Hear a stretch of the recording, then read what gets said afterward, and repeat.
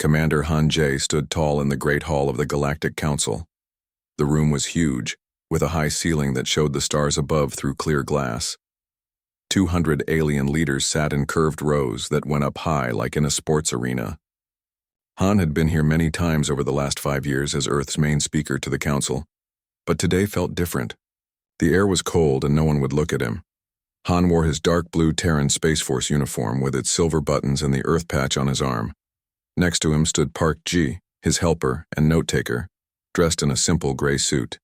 Ji held a small computer pad ready to record whatever happened. High Counselor Vexer rose from the center seat. He was tall and thin with skin you could almost see through and 6 eyes that glowed blue. His voice echoed in the quiet room. After much talk and a vote, the council has made its choice, Vexer said. Humans are too wild and dangerous to stay in the Galactic Council. Earth and all human space cities must leave. All deals are ended now. Han felt like someone had punched him in the chest. 20 years of working together, of trading goods and ideas with alien worlds, gone just like that. The room stayed very quiet. Some aliens looked down, not wanting to see Han's face. Others looked happy about the news. Why? Han asked, his voice strong and loud in the quiet room. What have we done to be kicked out? Counselor Taylor, a round alien with red skin, stood up. Humans move too fast. You went from horses to spaceships in just 300 years. No other race has done this. It scares us. You solve problems with fighting too often. Han looked around the room. The Alderans, who had been Earth's friends for many years, would not look at him. The Proxians, who traded the most with Earth, looked at their computer screens as if very busy. This is about what happened at Raxus, isn't it? Han asked. Last month, a human ship captain had fired on a quasar ship that had crossed into Earth, space without asking. No one had died, but the council had been angry. That is part of it, Vexer said, waving one of his 4 hands as if brushing away a fly. But the choice is made. You have 2 days to get all humans out of council space. Han felt his face get hot with anger, but years of being a diplomat helped him stay calm. Earth helped the council in the war with the Drell. We sent doctors. When the sick time happened on Proxia, we shared our music and art and food. And this is how you thank us? The council has spoken, Vexer said, not answering Han's points. This meeting is over. As the aliens began to leave, Han and Ji gathered their things. Han's hands shook a little as he put his computer pad away. Ji put a hand on his arm. This isn't right, Ji said. There must be more to this. As they walked toward the exit, an alien stepped into their path. It was Counselor Mal from the Centauri worlds. Mal looked like a tall human but with gold skin and silver hair. He had been one of the first aliens to welcome Earth to the stars. I am sorry, my friends, Mal said in a low voice, looking around to make sure no one heard him. This was not what I wanted. Then why didn't you stop it? Han asked. I tried, but there were too many votes against Earth. Mal moved closer and spoke even more quietly. But you should know, this is not really about the Raxus problem or how fast humans grow. The mining guild found something in your space. Something very valuable. Without council rules to protect you, they can take it. Han's eyes narrowed. What did they find? I don't know exactly, but it's in the HD 219134 star system. They've been planning this for months. Mal looked over his shoulder. I must go. Good luck, my friends. As Mal walked away, Ji turned to Han. What do we do now? Han's face was hard as stone. We go home. We tell Earth what happened, and then we get ready, because the mining guild is about to learn a hard lesson about humans. They walked through the shining halls of the council building one last time. Aliens moved out of their way, some looking sorry, others pretending not to see them. At the main door, a group of quasar guards waited. We will take you to your ship, the lead guard said. You must leave council space right away. We know the way, Han said coldly. Those are our orders, the guard said, his hand resting on his weapon. Han and Ji were walked to their ship like they were criminals. The small Earth ship waited in the spaceport, shining silver in the light of the alien sun. As they reached it, Han turned to the guards. "Tell your leaders they made a big mistake today," he said. "Humans don't give up easily." Once inside the ship, Han went straight to the communication room. "Send a message to Earth Command. Top secret, my eyes only." The ship's computer beeped. "Ready?" Message begins. "Earth has been removed from the Galactic Council. We have 2 days to leave Council space. We have good information that the mining Guild plans to take resources from the HD 219134 system. Request immediate meeting with President Kim and Admiral Kang when we land. We need to plan our next steps. Hanjae, Commander, Terran Space Force." Message ends. G came into the room as Han finished. "Orders, sir?" "Set course for Earth, maximum speed," Han said. "And then get me everything we have on HD 219134. As their ship lifted off, Han looked down at the Council world growing smaller below them. For 20 years, humans had tried to be good members of the galactic community. They had followed rules, been polite, shared their ideas, and now they were being thrown out because some aliens wanted to steal from them. "They think we're weak," Han said quietly. "They think without Council protection we'll be easy to push around." He smiled, but there was no happiness in it. They're about to learn how wrong they are. The ship's engines roared to life, and they shot away from the Council world, heading for Earth. Behind them, the Galactic Council continued its meeting, not knowing that they had just created their worst nightmare. Humans with something to prove. On the flight home, Han could not sleep. He kept thinking about what would happen next. The mining guild ships would come to HD 219134. They would expect to find a few human scientists, maybe a small base. They would not expect to fight. But that's what they'll get. Han promised himself as he looked out at the stars rushing past. That's exactly what they'll get. 3 days later, Commander Han Jae's ship landed at the main Earth spaceport in Seoul. The sky was bright blue with a few white clouds. The tall buildings of the city shone in the sun. Han and Park Ji stepped off their ship onto Earth soil. A group of serious-looking people in military and government uniforms waited for them. Admiral Kang's son stepped forward. He was an older man with short gray hair and a face that showed years of hard work. His blue uniform had many medals on the chest. "Welcome home, Commander," Admiral Kang said, shaking Han's hand. "I wish it was for a better reason." "So do I," Han said. He looked at the others. "Is the President ready to meet?" "He's waiting for us," the Admiral said. "The car is this way." They rode in a long black car through the streets of Seoul. People walked on the sidewalks, going to work or school. They did not know that high above their heads the rest of the galaxy had just turned against them. The car took them to a tall glass building in the middle of the city. This was the Earth Government Center. Inside, they went down in a special elevator that needed their fingerprints to work. The elevator went deep underground to a place that few people knew about. When the doors opened, they stepped into a large room with no windows. In the middle was a round table with 10 chairs. President Kim Young sat at the head of the table. He was a thin man with a calm face and clever eyes. "Commander Han," President Kim said, standing to shake Han's hand. "Please sit and tell us everything." Han and Ji sat down. Also at the table were Director Choi Tae of Earth Intelligence, who knew all of Earth's secrets, and Dr. Lee Yoon, the head scientist of Earth's defense team.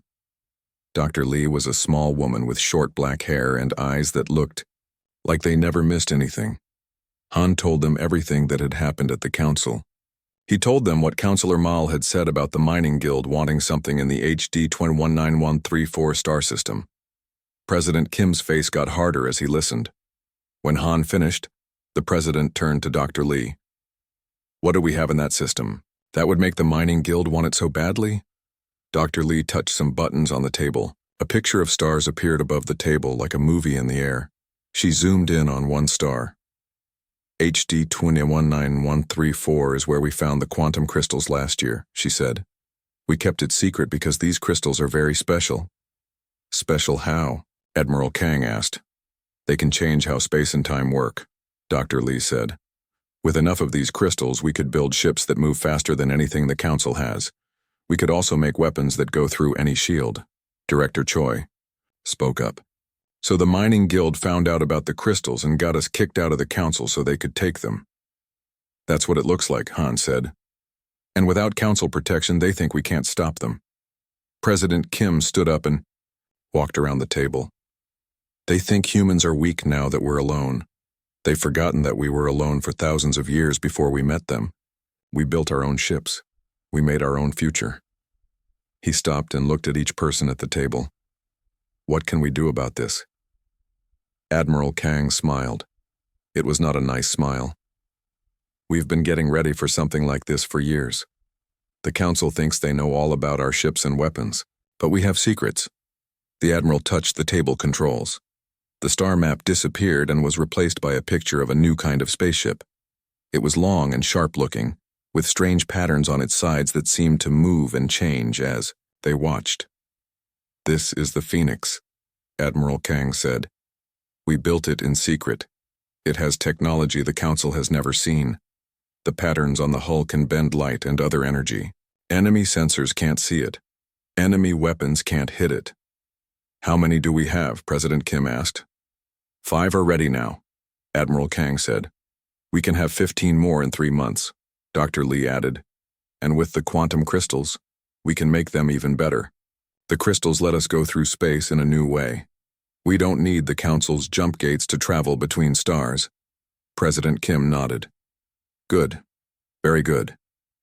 He turned to Director Choi. What do your spies tell you about the mining guild's plans? Director Choi, a wide man with a round face, touched the table.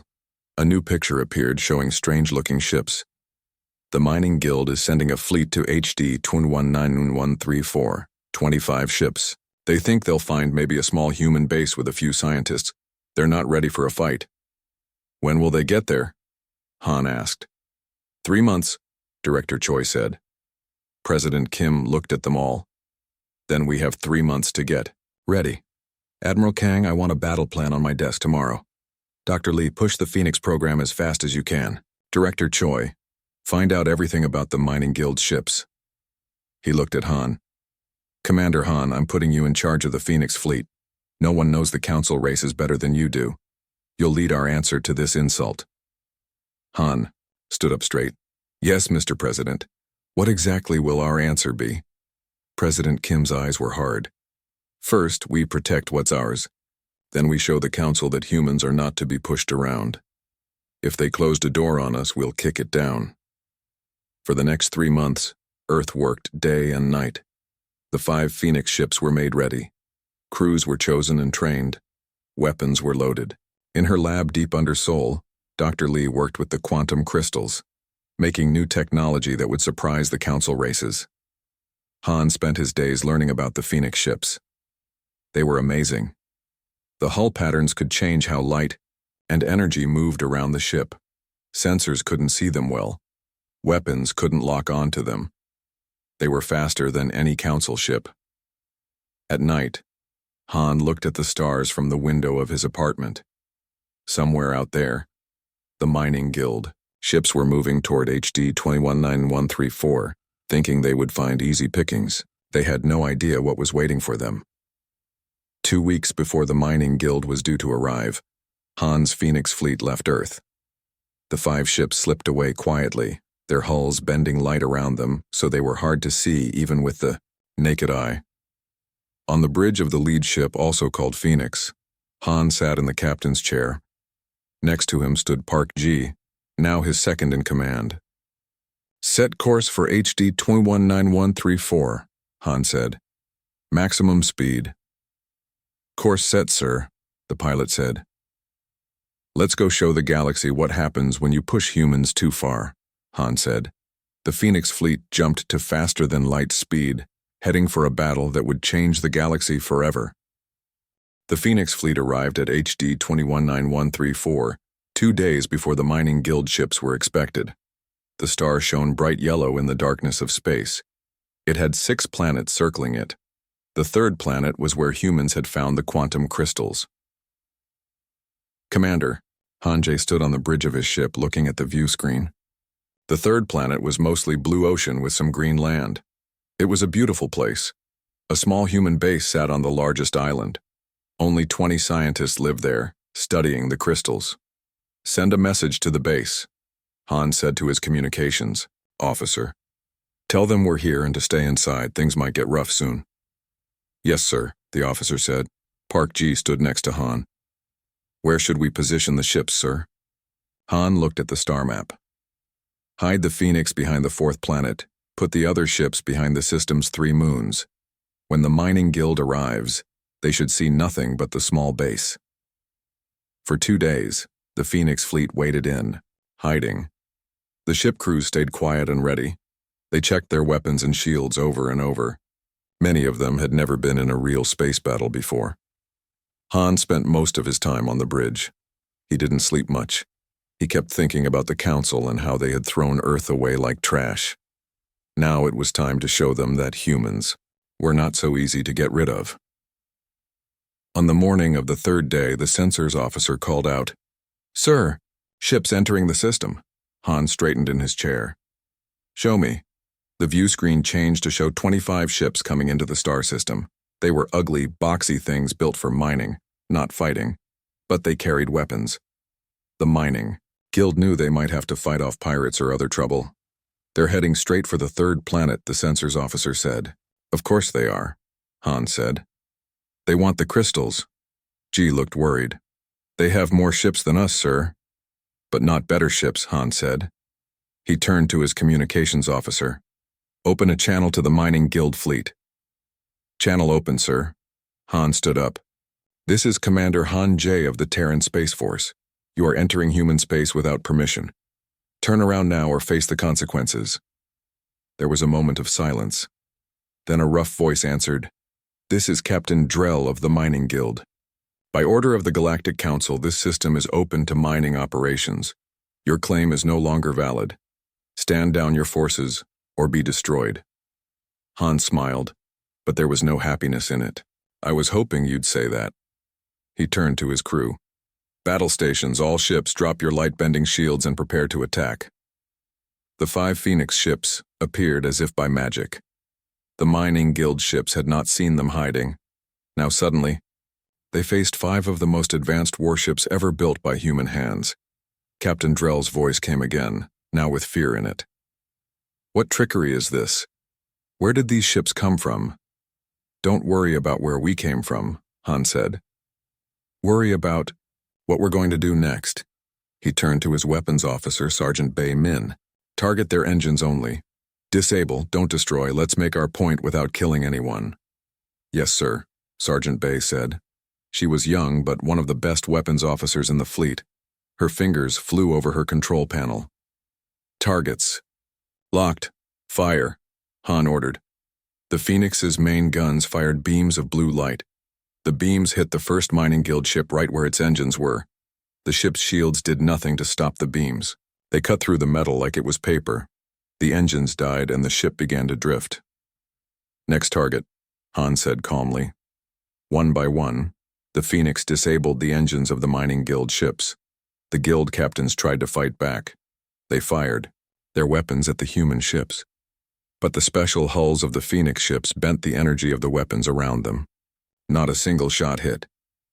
In less than 10 minutes, all 25 mining guild ships were drifting in space with no working engines. Not one person had died, but the message was clear: humans were not helpless.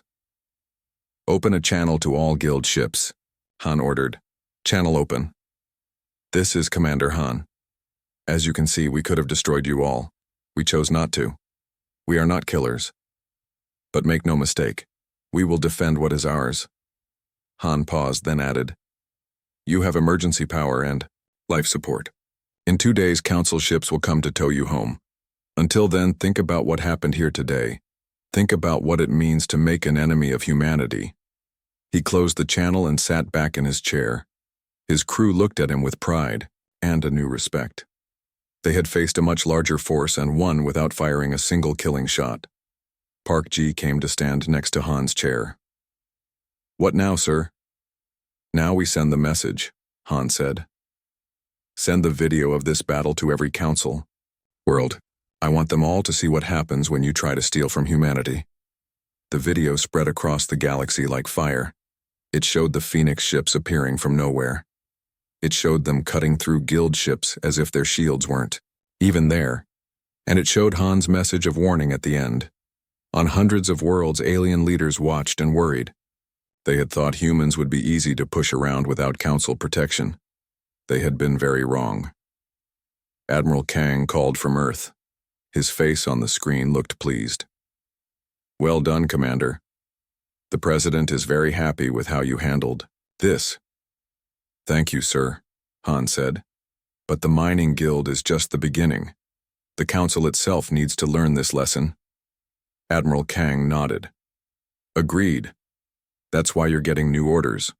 Return to Earth immediately. Dr. Lee has finished the special project she's been working on. It's time for Phase 2.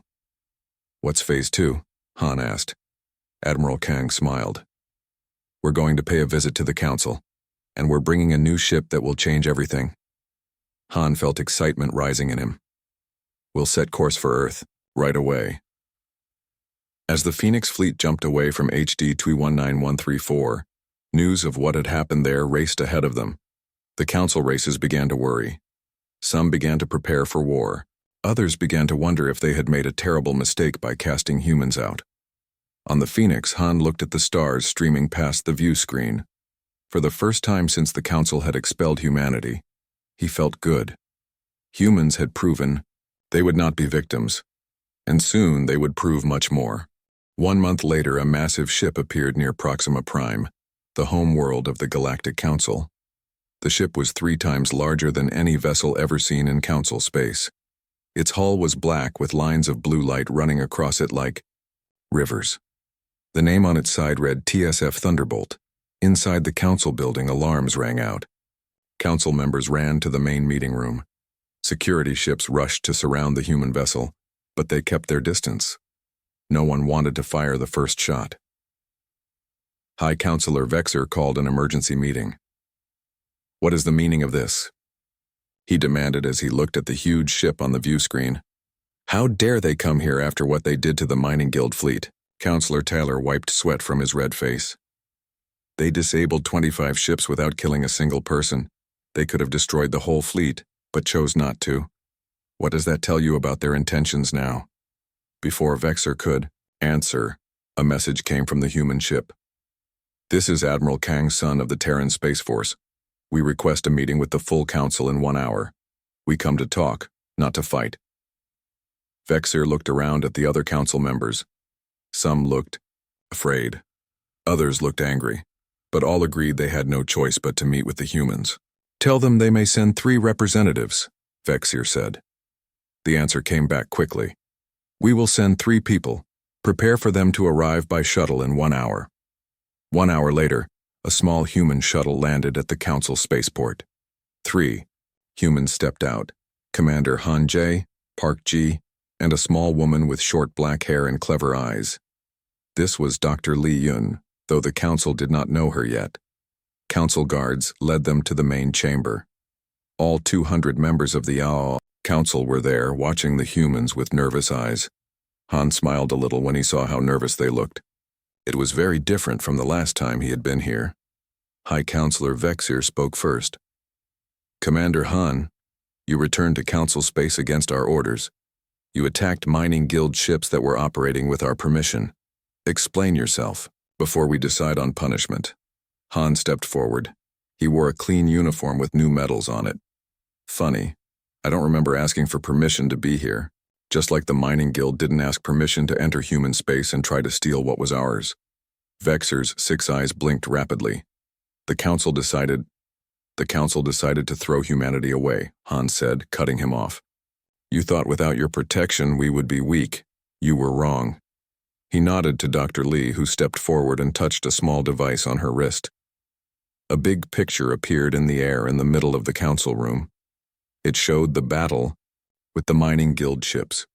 The Council members watched as the Phoenix ships appeared from nowhere and cut through the Guild ships like they were nothing. "This is what happens when you try to steal from humanity," Han said. "We defend what is ours." Another picture appeared. It showed the ship that was now in orbit around Proxima Prime. The Thunderbolt. This is our newest ship, Han continued. It is powered by the quantum crystals that the mining guild tried to steal. These crystals allow us to travel between stars without your jump gates. They allow us to build weapons that can go through any shield. They allow us to do many things you thought impossible.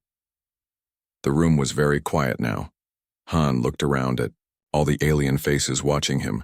We are not here to rejoin your council, he said. We are here to set new terms for how you will deal with humanity from now on. Vexor stood up, his thin body shaking with anger. You cannot dictate terms to the Galactic Council. We are 200 worlds united. Han smiled. Look outside your window, Counselor. That ship up there could destroy this entire building before you could finish your next sentence. But we didn't come to destroy. We came to talk. That's more than you gave us when you kicked us out. Park Ji stepped forward and handed out small computer pads to the main council members. These are our terms, she said. They are simple and fair. The terms appeared on the big screen for all to see. All human space is off limits to council races unless invited. Any attack on human ships or worlds will be met with strong force. Races that wish to trade with humanity may do so one by one. Not through the council. The mining guild will pay for damages to human property. Humans will share their new star drive technology with races that prove to be true friends. Counselor Talar read the terms and looked up. You offer to share the quantum crystal technology? Why? Dr. Lee spoke for the first time. Her voice was soft but clear. Because humans believe in working together. We don't want to be enemies. We want to be partners, but equal partners, not junior members to be thrown away when convenient. Vexor was still angry. And if we refuse these terms? Han pointed to the image of the Thunderbolt. Then we leave today, and next time we return it won't be to talk. We prefer peace, but we are ready for the other option.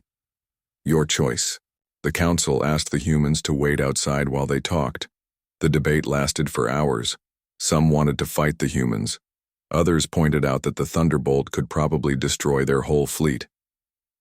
In the end, Counselor Mal from the Eindum Centauri world spoke up. The humans were our friends before we betrayed them. They show strength now, yes, but also mercy. They could have killed the mining guild crews, but didn't. They offered to share technology that would benefit us all. I say we accept their terms and try to rebuild trust. When the humans were called back in, Vexor looked like he had eaten something sour. The council has voted to accept your terms, he said. But know this, we do so under protest. Han nodded. Noted. But you might find that working with humanity as equals is better than having us as enemies. As they left the council chamber, Park Ji asked Han, do you think they'll keep their word this time? They will because they have to, Han said. They know now that humans aren't just another weak race to push around. We've shown them our strength. Back on Earth, President Kim welcomed them as heroes. The news of the council's agreement spread to all human worlds and colonies. People cheered in the streets. After being thrown out and looked down on, humanity had shown the galaxy that they were a force to be respected. In his office in Seoul, President Kim looked out at the night sky. What do you think happens next? He asked Admiral Kang. The admiral stood beside him looking at the stars. Some council races will try to make trouble. Others will want to be our friends to get the new star drive. But all of them will remember what happened when they pushed us too far. And the door we kicked in? The president asked. Admiral Kang smiled. Is now wide open, sir. Humanity's future in the stars is up to us now, not some council. And I think that's exactly as it should be. Out among the stars, on worlds that had never seen a human, aliens looked up at their skies with new thoughts. The species that had been cast out had returned stronger than ever. The door that had been closed to them had been kicked open, and the galaxy would never be the same again.